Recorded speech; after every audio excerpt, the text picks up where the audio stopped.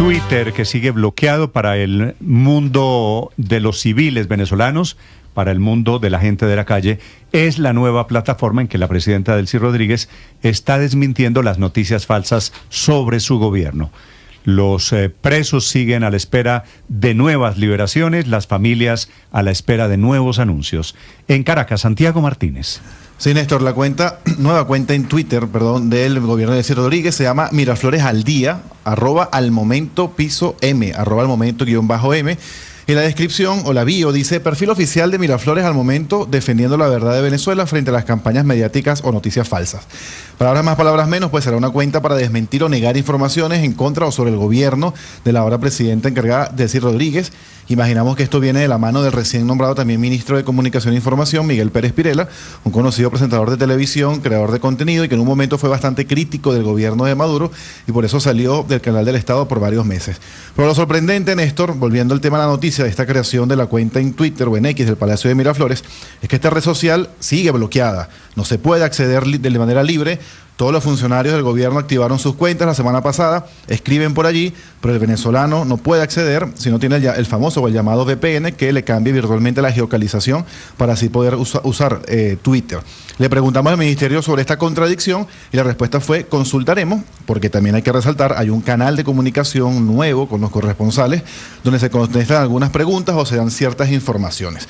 Hablando de este nuevo ministro, por cierto, es parte de una serie de cambios que hizo Delcy Rodríguez, donde lo más resaltante es la salida de Alex Saab, del barranquillero Alex Saab, del gobierno.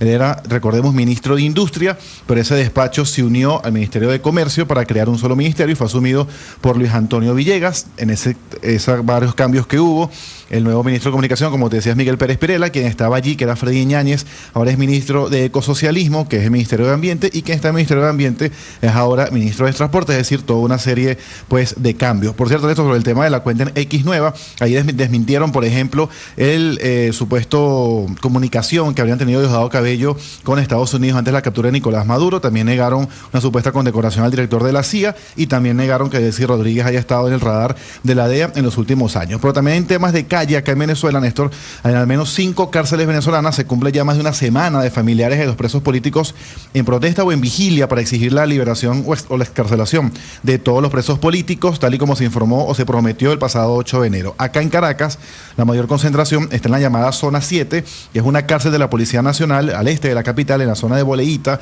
y donde se estima que hay entre 50 y 70 detenidos por razones políticas, y allí a las afueras, en carpas, hay al menos 15 o 20 mujeres quienes esperan la liberación de su familiar. Y aunque la policía ha tratado de moverlas o de quitarlas del lugar, pues la vigilia se mantiene e incluso recibieron apoyo de varias ONGs, defensores de derechos humanos y hasta el movimiento estudiantil, algo que hacía muchos meses no se veía, pues por temor a represalias, las protestas de calle habían quedado casi eliminadas. Pero escuchemos lo que son los testimonios de 2 de estas mujeres que tienen 10 días durmiendo allí en la calle. ¿Cómo se puede sentir una madre que no puede ver a su hijo? No sabe qué le está pasando, no sabe si está comiendo, no sabe si los castigaron porque nosotros hicimos una vigilia. No sabemos de nada de nuestros hijos. Desde que supe que mi pareja estaba detenido aquí, aunque ellos me lo niegan, pero decía estaba detenido aquí, sin información, sin derecho a verlo, a nada. Decidimos quedarnos aquí porque es una medida de apoyo para poder lograr que le den su libertad. Todos tenemos 10 días aquí. Todos tenemos 10 días aquí, decía esta mujer que tenía a su esposo detenido allí desde hace más de 3 meses. En muchos casos el familiar detenido ni siquiera está 100% seguro de dónde se encuentra recluido, pues muchas veces niegan la presencia de la persona en ese lugar. Y ya para finalizar, Néstor, rápidamente, la oposición acaba de convocar una rueda de prensa al mediodía y lo resalto porque hacía muchos meses, diría que por lo menos un año, que no veíamos un grupo opositor en Venezuela, en este caso liderado por Enrique Capriles y varios diputados, convocando rueda de prensa acá en Caracas. Néstor. ¿Capriles todavía es de la oposición? Bueno, sí, en teoría se vende así y es parte del bloque opositor, se llama Bloque de Parlamentarios por la Libertad. Es algo recién creado. Esto, de hecho, acaba de llegar la convocatoria hace menos de 2 minutos, es a las 12 del mediodía y te repito el nombre, se llama el Grupo Parlamentario Libertad. Invita a un encuentro con los medios de comunicación, es allí en Las Mercedes y lidera Enrique Capriles y varios diputados de esa oposición. En su entrevista con la prensa británica, el expresidente Santos no solo habla de Colombia, de la política en Colombia, también habla de Maduro, de quien dice que es un estúpido, de Delcy Rodríguez, de quien dice que es más parecida, más inteligente a Hugo Chávez, que es ella la sucesora de Maduro. Desde Londres, Silvia. Sí, Néstor, es una entrevista larguísima. Hay que decir que de 60 párrafos, solo en los últimos 7 se refiere a Colombia, y antes el presidente Santos, o el artículo que aborda esta entrevista, se pasea por sus contactos en el mundo y por su historia, desde el momento en que decidió ser presidente y todo lo que fue sus puestos en los diferentes gabinetes. La verdad es que el presidente es presentado en este artículo como un hombre que logró fama internacional, ser querido internacionalmente, y la infamia nacional, como tiene amigos en el exterior, pero no es querido en Colombia. Y claro, habla del presidente Trump, nada nos sorprende porque él ya preveía todo lo que Trump ha hecho en su actual gobierno, porque él dice que en reuniones privadas ya hablaba de invadir Venezuela, por ejemplo, en su primer mandato. Pero luego habla de su relación con Venezuela, habla yo diría que con cariño, sobre quién era Hugo Chávez. Dice que nunca se iban a poner de acuerdo ideológicamente, pero era lo suficientemente inteligente para pensar que podrían trabajar juntos por algo que conveniera tanto a Venezuela como a Colombia. Dice también que lo invitó 3 días después de ser electo, siendo él ministro de Defensa. Y luego, cuando habla de Maduro, bueno, también cuenta que él se estuvo contento en el momento en que las fuerzas estadounidenses detuvieron a Maduro, pero dice que sintió temor por lo que viene para Venezuela. Y dice puntualmente sobre Nicolás Maduro: era medio estúpido, esta es una frase textual, no tenía ni la sabiduría ni la inteligencia de Chávez, pero creo que lo subestimé.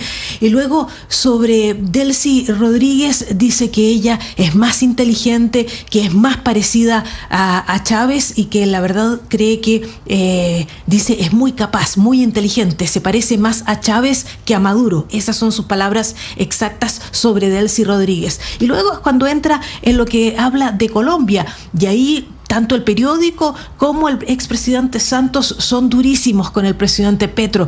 El diario dice, Gustavo Petro, el ex guerrillero del M-19, conocido por su retórica incendiaria y sus escasos resultados en el gobierno, mientras que Santos es mordaz. Dice: Petro me ha decepcionado, no ha mostrado interés en implementar los acuerdos de paz y siguió con su propia paz total. Es lo que dice. Y finalmente habla de ese as que tiene bajo la manga, pero que no decide compartirlo con los lectores. Son 3 horas de conversación. Se produjo la conversación en Bogotá, en un restaurante que ustedes lo deben conocer, es el Atelier de la Plaza, y para que noten el tono de la conversación, es que el periodista publica incluso el menú y la cuenta total de ese almuerzo. Dice que fue un almuerzo de 105 libras, eso equivale a unos 515.000 pesos colombianos, y que fue 9 días después de la detención de Maduro. Así que sacamos las cuentas, 3 más 9 fue el día 12 de enero.